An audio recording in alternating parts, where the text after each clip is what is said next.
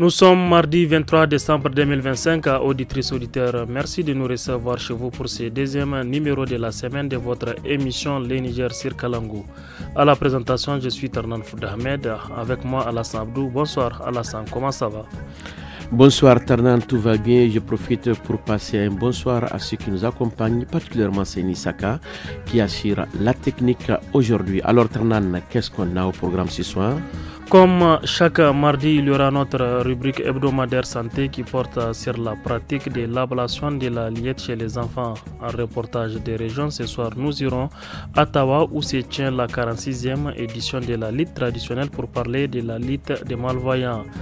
Dans la partie entretien du jour, nous allons parler de la forêt de Bobarkia, une forêt classée dans la région des Anders.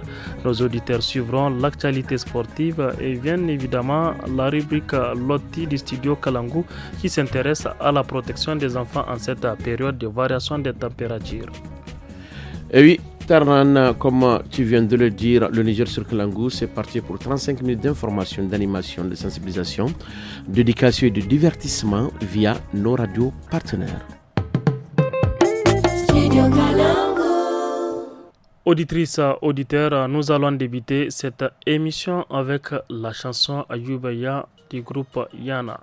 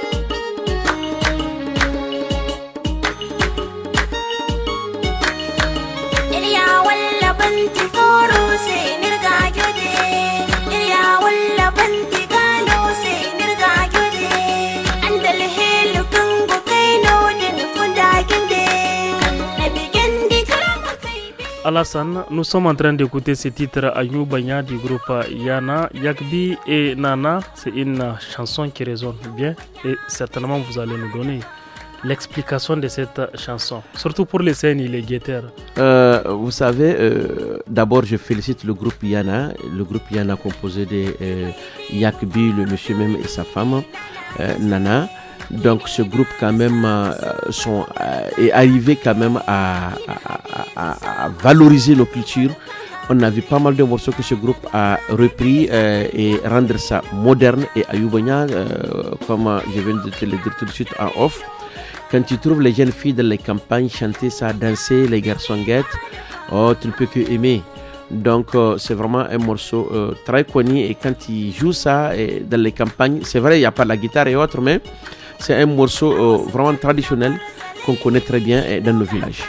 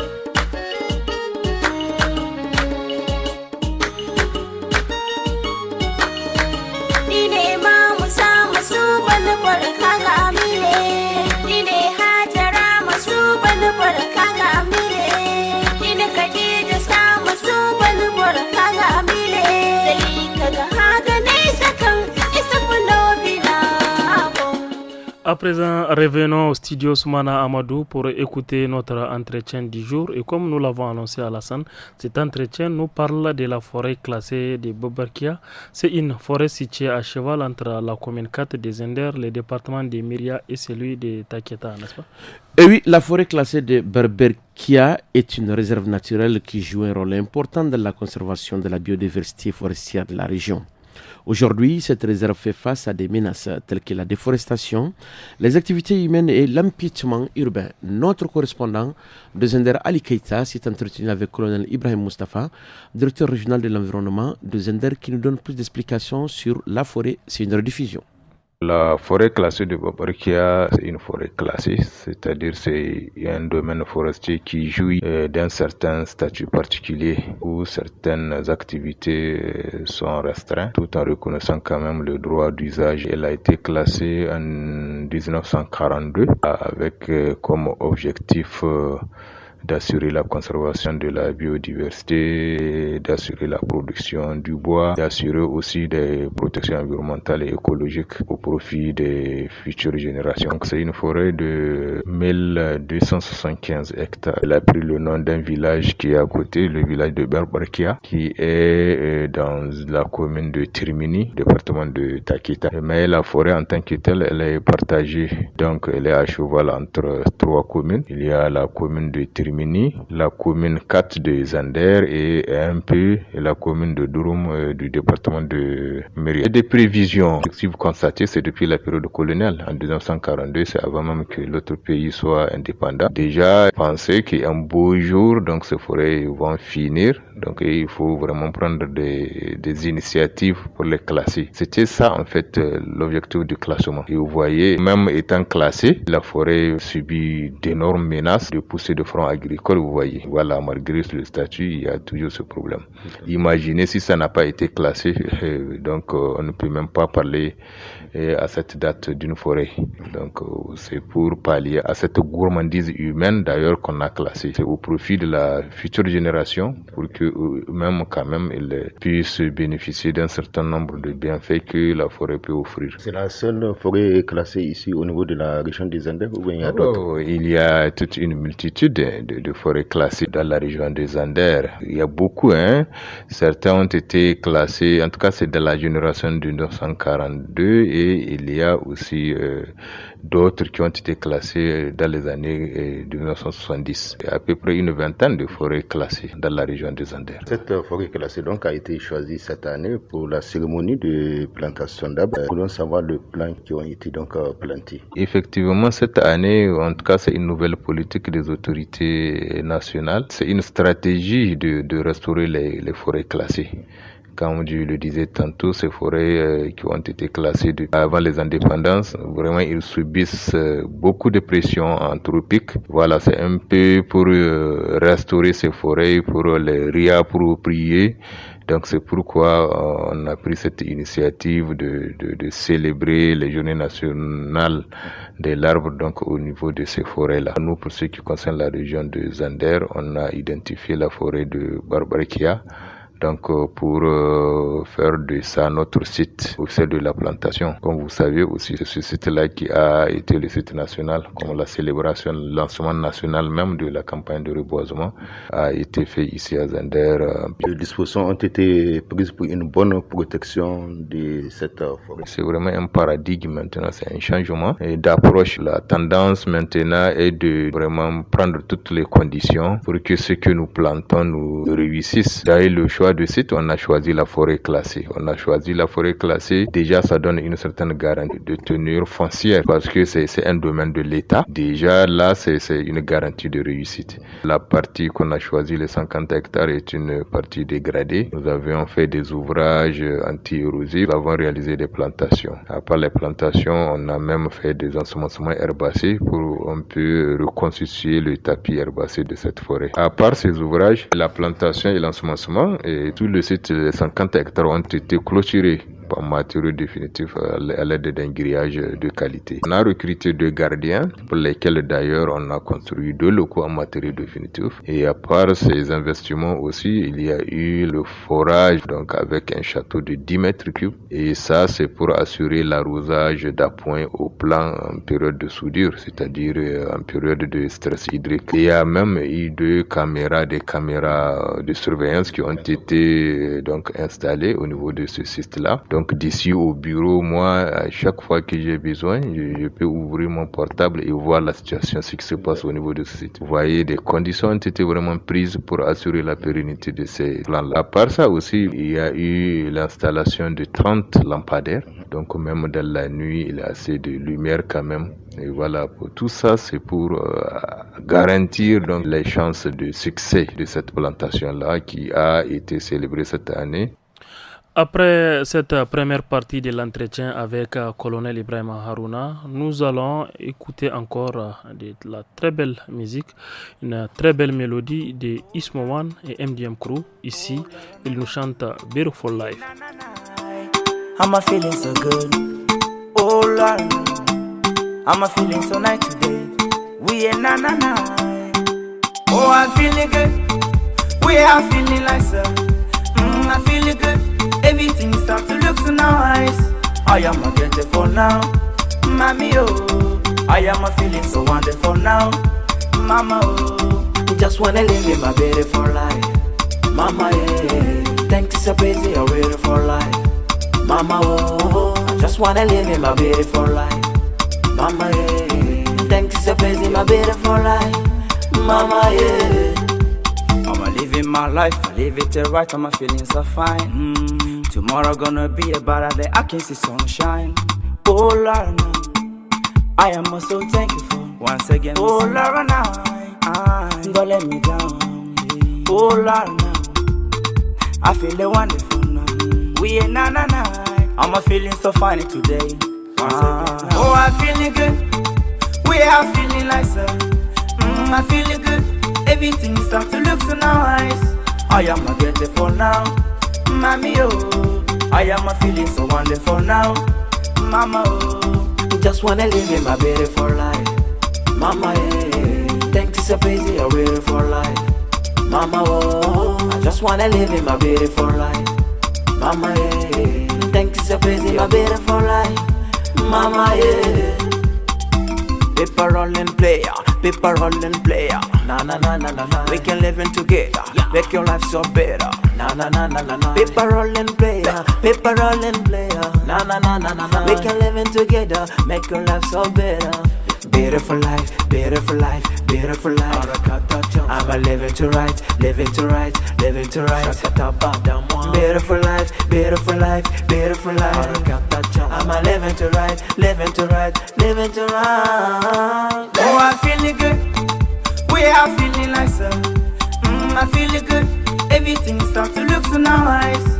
I am a beautiful now, mommy oh. I am a feeling so wonderful now, mama oh. Just wanna live in my beautiful life, mama yeah. Thanks so busy, a beautiful life, mama oh. I just wanna live in my beautiful life, mama yeah.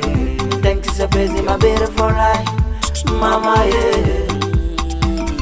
When I remember my former life makes me sad, beautiful life, that's what I live in. Alassane, après cette balade musicale, retrouvons la deuxième partie de notre entretien dans laquelle le directeur régional de l'environnement des Anders, colonel Ibrahim Mustafa, nous parle des autres espèces plantées, les perspectives pour cette forêt classée dans la vie sociale et économique de la région. On l'écoute toujours au micro de notre correspondant des Anders, Ali Keita. C'est 50 hectares qui ont été restaurés, récupérés et plantés, ce qui fait un total d'à peu près 16 000 plants, toutes espèces confondues. Mais parmi ces plants, un peu plus de 6 000 plants sont spécifiquement des plants de baobab. Pour d'autres, c'est les espèces vraiment forestières qui sont localement présentes sur le site qui ont été plantées. Comme quoi, par exemple? Il y a les acacias radiana, il y a le Bauhinia radiana qu'on appelle tamachi, l'appelle appelle, il y a Acacia nilotica localement appelé Bagarois et Bagarois Jima, ainsi de suite. Il y a même des Kaya sénégalensis, il y a des Bohina rufescens qu'on appelle Dirga, il y a le Pliostigma reticulatum qu'on appelle Kalgo, voilà localement de la zone. Il y a Acacia CL qu'on appelle Horakaya. Donc vraiment c'est des espèces qui sont localement disponibles mais à des effectifs très réduits. C'est ça, c'est pour renforcer leur stock, donc qu'on les a plantés au niveau de cette forêt. Toujours on a besoin du concours de tout le monde. Donc ce site, c'est un site de la région de Zander. Et vraiment nous devons être fiers de ce site-là. Et moi je suis sûr, si ce site-là réussit, ça sera d'un grand avantage pour la région. Imaginez les 6000 baobabs qui ont été plantés. Ce sera une grande source la désertification, même sur la production des feuilles de baobab. C'est des plantes qui sont très riches en fer, donc ça a beaucoup des effets médicinaux et aussi économiques. Beaucoup de femmes utilisent le commerce de ces feuilles-là en guise d'activité génératrice de revenus, par exemple. Et nous savons aussi la valeur des fruits de baobab. Ils rentrent dans la fabrication de beaucoup de jus locaux qui sont très prisés, très appréciés par la population. Et aussi, le site peut être ouvert à la récréation. Le site a eu l'avantage d'être à côté de la ville de Zander. C'est à peu près 9 km de Zander. Vous voyez, donc, on peut faire une utilisation récréative et touristique. Quand les gens ont besoin de l'air pur, ils peuvent vraiment venir avec leur famille, profiter donc des biens de la nature. En tout cas, c'est les perspectives qu'on a de ce site-là. Des espèces qui sont rares quelque part, donc c'est vraiment une opportunité de les planter. Ça peut prendre la forme d'un arboretum, par exemple, des espèces qui sont disparues. On peut petit à petit les planter. Ça peut permettre donc aux futures générations vraiment de voir ces espèces-là. Les écoles peuvent vraiment, pour des cours d'application, elles peuvent venir à cette forêt pour découvrir beaucoup de choses. Vous voyez, ça a vraiment un avantage grandiose pour la région des Andes. Vraiment, chacun doit contribuer pour faire de ça vraiment une réussite. Si le baobab dure des centaines d'années, c'est une espèce qui dure très longtemps. Ça peut atteindre 100 ans, vraiment dans les conditions normales. Et pour la production, peut-être dans 5 ans, on va commencer à exploiter ça. Car si c'est bien entretenu, dans 5 ans, on peut déjà commencer à... C'est une espèce qui grandit aussi facilement. Vous voyez, c'est vraiment un joyau pour toute la population des Andes. Donc chacun doit contribuer vraiment pour sa sauvegarde, pour sa protection, pour sa pérennisation.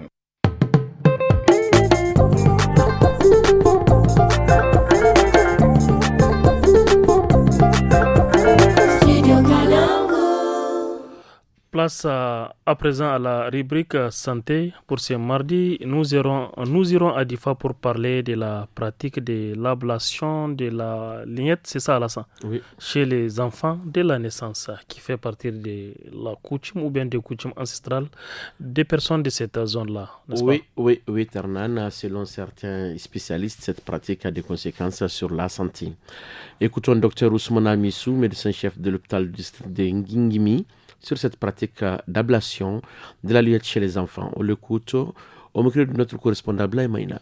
A nan garin Gegime da kuma kewayen garin Gegime akan yi amfani da wani al'ada na cirewa musamman yara ƙanana da ma kuma manya hakkin wuya ko kuma a ce dan wuya. Wani ƙarin bayani za ku mana bisa kan wannan fanni a likitance? To, kamar abin da ake cewa hidda hakkin wuya, musamman a gane me ake cewa dawar hakkin wuya kin a turanci amygdala ake ce musu. Halitta ce da Allah ya yi su wasu ke can ƙure kin cikin makoshi. Haka suke halitta Allah ce tun da yaro karami an ce daga aihuwar shi satin suna ake fara a ce a hidda mai su. Kenan ka gani abu ne da halitta yana daga cikin abin da ake aiho yaro da su. Me ya amfanin su dawa? Amygdala da ake ce musu su ne ke karewa ma dan adam cuta da muke cewa muka mace infection ko bacterial ce ko viral. Cuta ce a jimirce wadda za ta shahuwa dan adam. Kenan su ne Allah ya wannan glandikin suke kare ko yaro karami ko ba bisa ga wannan cutai. Wani al'amari na yanke shi wannan hakin wuya yake musamman sauran kabilu da kuma sauran al'umma na nan Gegime da kuma kewayen Gegime da ke kun yi batu ne na halitta ne da Allah yake halitto mutum da shi. Yankewan yana da wani illa ga fannin kiwon lafiya? Su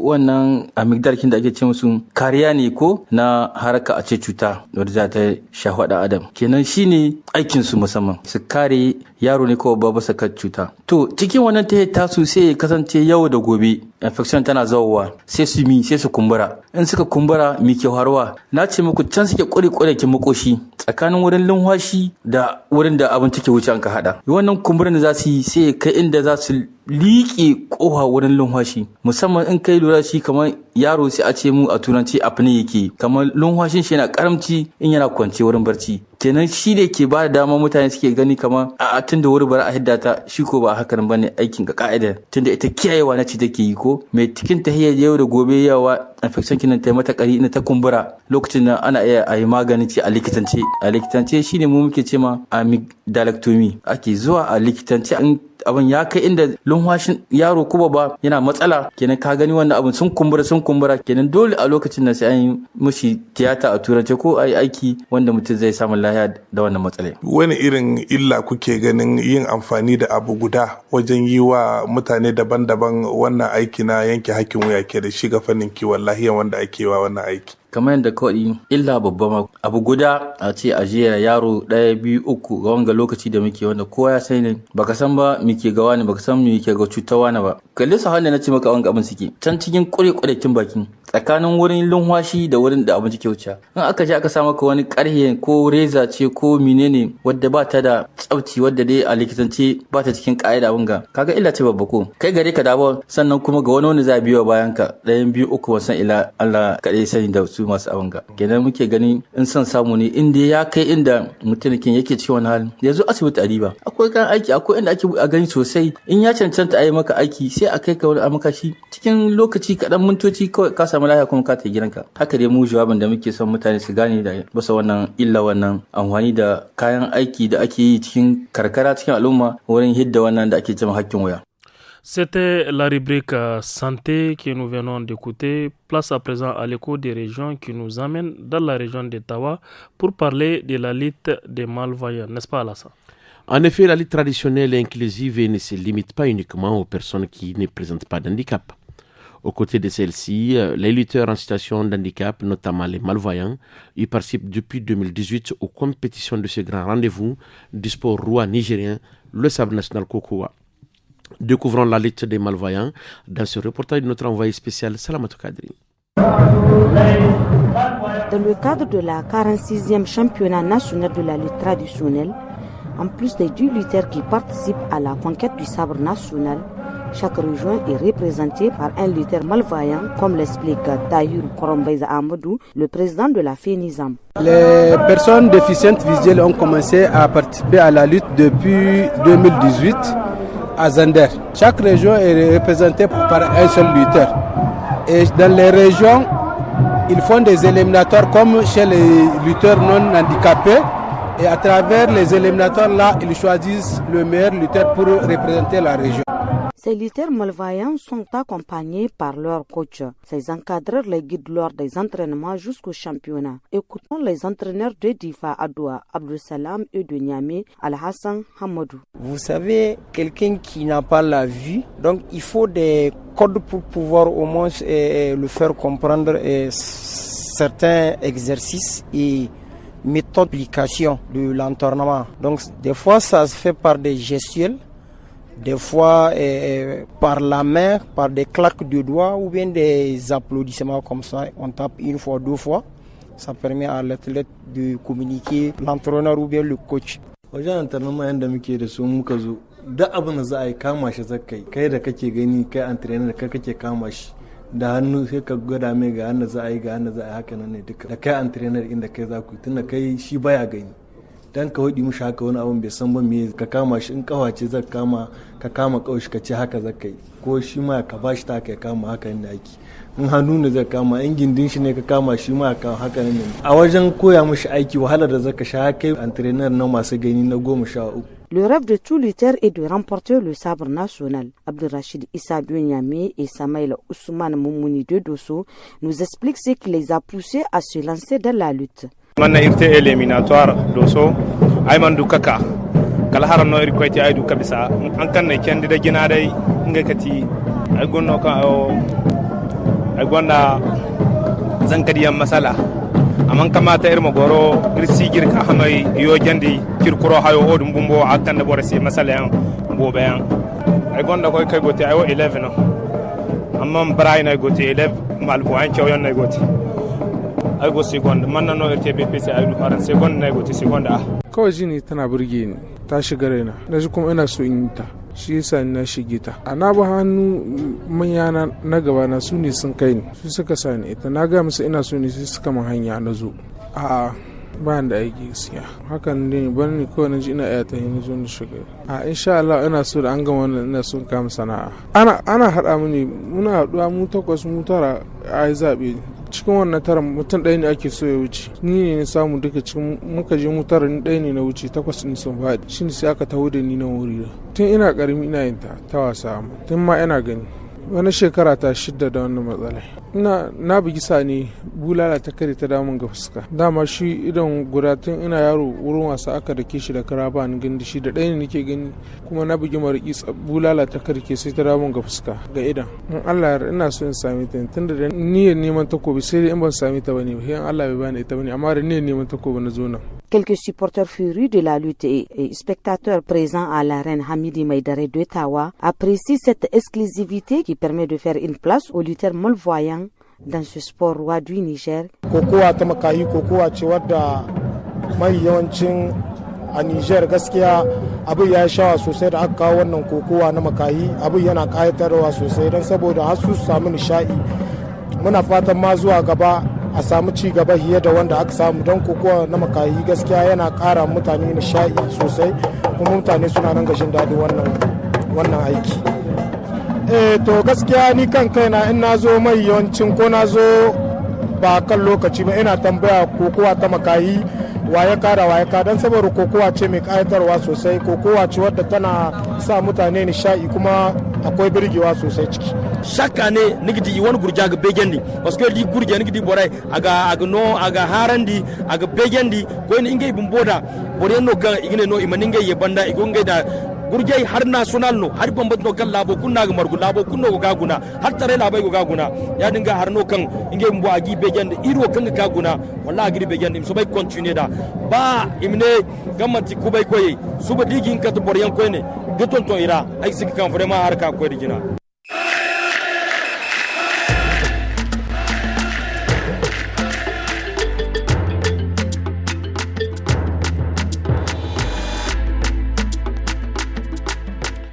Chers auditeurs, si vous venez de nous rejoindre, vous êtes à l'écoute de l'émission Le Niger sur Kalango. Place à présent à la page sport avec Gourouza. Gourouza, bonsoir. Bonsoir Alassane. Alors Gourouza, la 46e édition du sabre national se poursuit activement à Tawa.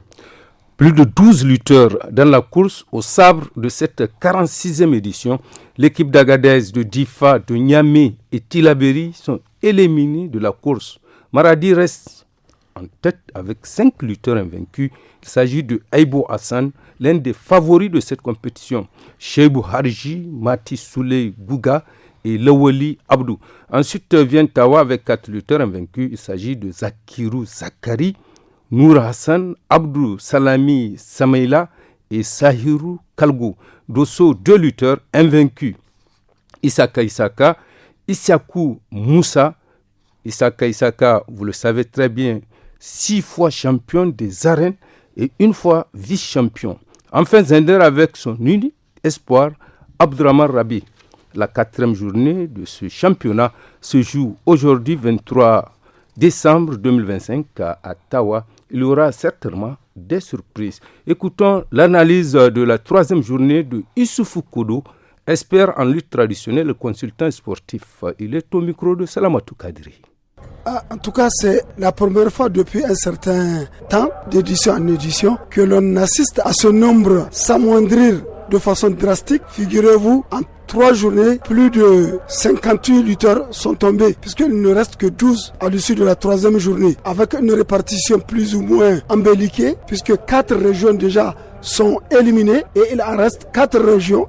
Et dans ces 4 régions, il y a une mauvaise répartition à partir du moment où, à la fin de la 3e journée, Maradi compte 5 lutteurs, Tawa 4, Dosso 2 et Zender 1 vous voyez la répartition, je pense que le combat en valait la peine. Puisque d'habitude, tout juste dès le début de la deuxième journée, on assiste à ces combats un peu mitigés qu'on appelle Agara. Mais maintenant, compte tenu justement et de la sanction appliquée aux contrevenants lors de l'édition de Dosso, puisqu'on a dit elle est irrévocable cette décision. Ils ont tout fait. Les autorités, quand je dis autorités jusqu'au plus haut niveau, on ne va plus accepter. La sanction va rester telle pour les contrevenants. Et maintenant, les lutteurs sont en train d'évoluer avec les frères amers. Ils ont peur parce que on a un œil pour eux, parce qu'il y a tellement de techniciens. Un combat truqué, quelle qu'en soit la chorégraphie, se détecte. Et je pense que le rythme auquel nous assistons, j'ai peur, moi j'ai même eu à dire, et les gens voient en moi une sorte de blague. Et si au sortir de ce combat, de cette phase préliminaire, il n'en reste aucun lutteur, c'est fort possible, compte tenu du règlement, le règlement l'a prévu, et ne soyons pas surpris, puisque la moyenne c'est une moyenne, et une estimation, elle est de 22 lutteurs éliminés par jour. Dans cette actualité sportive, Gourouza, il est aussi question de la Coupe d'Afrique des Nations qui se joue actuellement au Maroc. Oui, dans le groupe A, Maroc a battu le Comore sur le score de 2-0. Match nul, 1 but partout entre le Mali et la Zambie. Dans le groupe A, le Maroc occupe la première place avec 3 points, suivi de la Zambie 1 point, le Mali 1 point également, 4e, Comore 0 point. Dans le groupe B, l'Afrique du Sud a battu l'Angola sur le score de 2-1. Même score 2-1 entre l'Égypte et le Zimbabwe au classement dans le groupe B. L'Égypte prend la première place avec 3 points, suivi de l'Afrique du Sud 3 points, Angola et le Zimbabwe 0 points. Voilà pour le sport. Merci beaucoup, Hassimi Gourouza. Au plaisir de se retrouver prochainement. Notre émission L'Indier sur Kalango continue. Cette fois-ci, on va écouter notre rubrique Loti, n'est-ce pas, Alassane? Eh oui, notre rubrique Loti que nous allons suivre avec les femmes du studio Kalango. En effet, ces derniers temps, on constate une variation de température entre la journée et la soirée. Et en cette période, il est nécessaire de bien protéger les enfants pour les préserver de toute maladie liée à la saison. Loti, Loti, Loti,